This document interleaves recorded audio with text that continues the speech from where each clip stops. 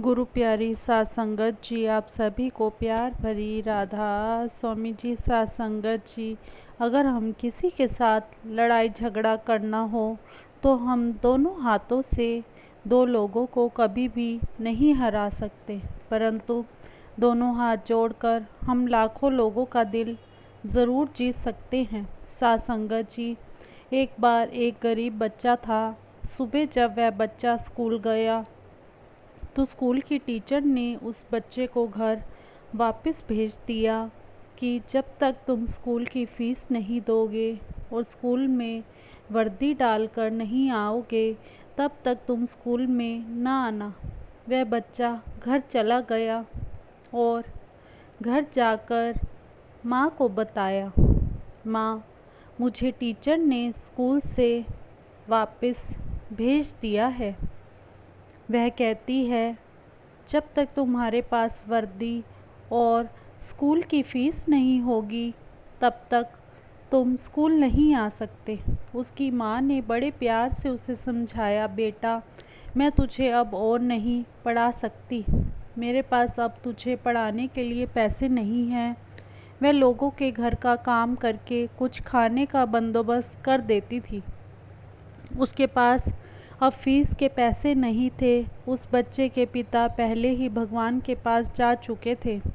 अब वह माँ और बेटा ही रहते थे। उसकी माँ ने बाबा जी से नाम ले रखा था। वह बच्चा भी कभी कभी माँ के साथ सत्संग घर चला जाता था। एक दिन उसकी माँ ने उससे कहा, बेटा, बाबा जी सबकी मदद करते हैं। वह बात उस बच्चे को याद आ गई। उस बच्चे ने एक चिट्ठी लिखी और वह लेकर पास के सत्संग घर में चला गया। सत्संग घर में गेट के अंदर जाते ही हट के पास एक मेज कुर्सी पड़ी थी। वहाँ पर जाकर उस बच्चे ने वह चिट्ठी मेज पर रख दी और हाथ जोड़कर बोला, बाबा जी, अब आप मेरी मदद कर दो। एक सेवादार वहाँ पर दूर खड़ा होकर यह सब देख रहा था। वह हट के पास गया। उसने वहां जाकर वह चिट्ठी उठाई और चिट्ठी को ध्यान से पढ़ा। उस चिट्ठी में लिखा था, बाबा जी, आप मेरे को स्कूल की वर्दी लेकर दे दो ताकि मैं स्कूल जा सकूं, और मेरी मम्मी को थोड़े से पैसे दे दो ताकि वह मेरे स्कूल की फ़ीस भर सके। बाबा जी, क्योंकि मेरी मम्मी के पास मेरे स्कूल की फ़ीस भरने के लिए पैसे नहीं हैं। सत्संग घर वालों ने उस बच्चे का पता किया कि यह बच्चा किसका है और उसकी माँ के पास जाकर बात की और कहा, बहन जी, हम आपके बच्चे की पढ़ाई की पूरी जिम्मेदारी लेंगे, लेकिन आप अपने बच्चे को यह मत बताना कि यह सब हम कर रहे हैं। उस बच्चे को तो यही लगना चाहिए कि उसकी मदद प्यारे प्यारे बाबा जी ने ही की है। सत्संग घर के सेवादारों ने उस गरीब माँ की पूरी मदद की।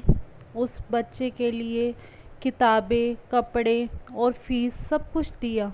वह बच्चा आज पढ़ लिख कर अपने पैरों पर खड़ा है और अच्छी नौकरी कर रहा है और सत्संग घर में आकर सेवा भी करता है। उसकी माँ भी रोज़ सत्संग घर में आकर सेवा करती है और सब सेवादारों का हाथ जोड़कर धन्यवाद करती है। वह लड़का भी अब अपनी कमाई में से कई गरीब बच्चों की मदद कर रहा है।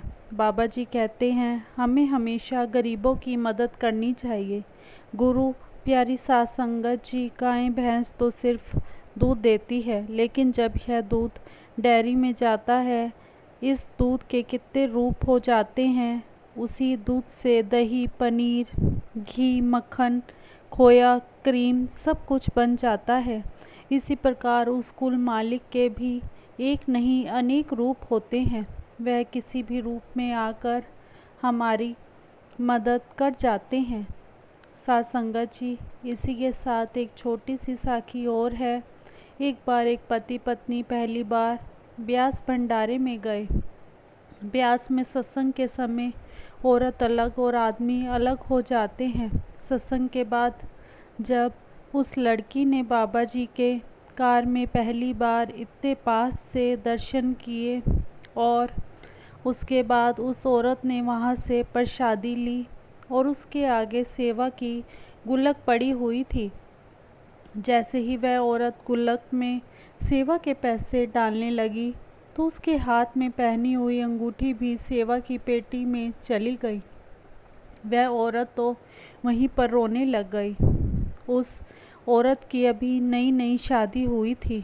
उसने सेवादारों को कहा कि वीर जी, इस सेवा की पेटी में मेरी अंगूठी गिर गई है, कृपया करके आप मुझे मेरी अंगूठी वापस कर दीजिए। सेवादार हंसने लगे और बोले, बहन जी, हमने आपकी अंगूठी लेकर क्या करनी है? यह सेवा तो बाबा जी संगत से इसलिए डलवाते हैं कि संगत की नेक कमाई किसी अच्छी तरफ लगे। उस कुल मालिक के पास तो किसी भी चीज़ की कोई कमी नहीं है। वह तो सारी संगत को झोलियां भर भर कर देते हैं। एक सेवादारनी ने कहा, बहन जी, आप रोए मत, अभी हम सेक्रेटरी साहब को यहाँ पर बुला कर लाते हैं। वह चाहेंगे तो आपको अभी इस पेटी में से अंगूठी निकाल कर दे देंगे। आप रोए मत। अगर आपकी अंगूठी इस पेटी में गिरी है तो आपको अवश्य मिल जाएगी। आप घबराएं मत। बाबा जी तो सब जानी जान हैं, वह तो सब जानते हैं। सेवादार जाकर सेक्रेटरी साहब को बुलाकर वहाँ पर ले आया तो सेक्रेटरी साहब ने वहाँ पर आकर पूछा, क्या बात है बहन जी, आप रो क्यों रही हैं? उस औरत ने कहा, वीर जी, मेरी अभी नई नई शादी हुई है। हम दोनों पति पत्नी पहली बार यहाँ ब्यास में बाबा जी के दर्शन करने के लिए आए थे।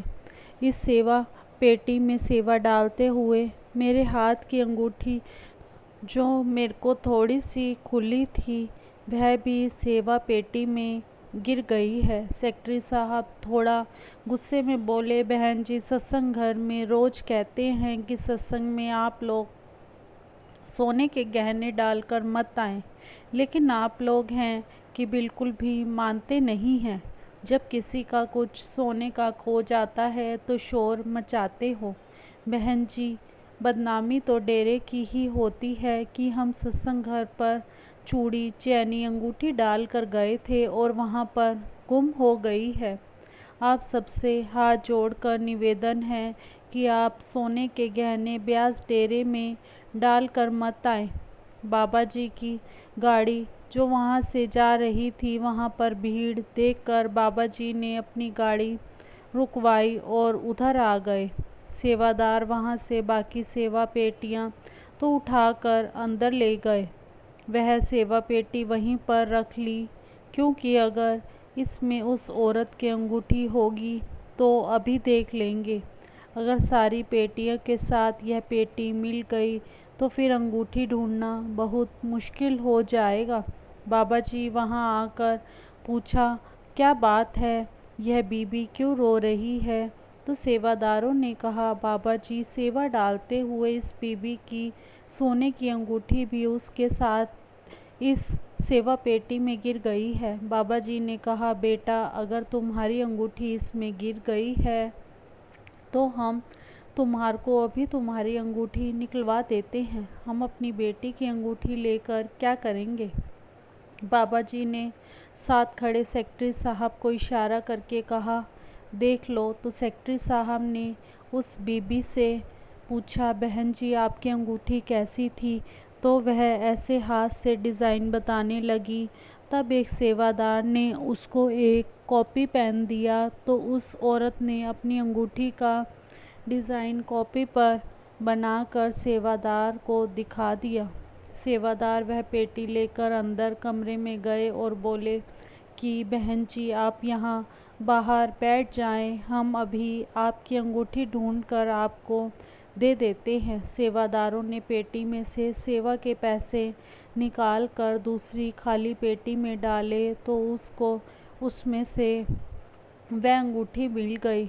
सेवादारों ने बाहर आकर वह अंगूठी इस बेबी को दे दी।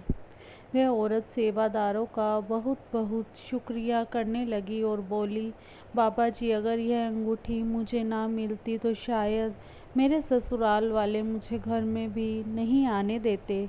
इतने में उसका पति भी वहाँ पर आ गया उस औरत ने अपने पति को सारी बात बताई तो वह भी सब सेवादारों का शुक्रिया करने लगा।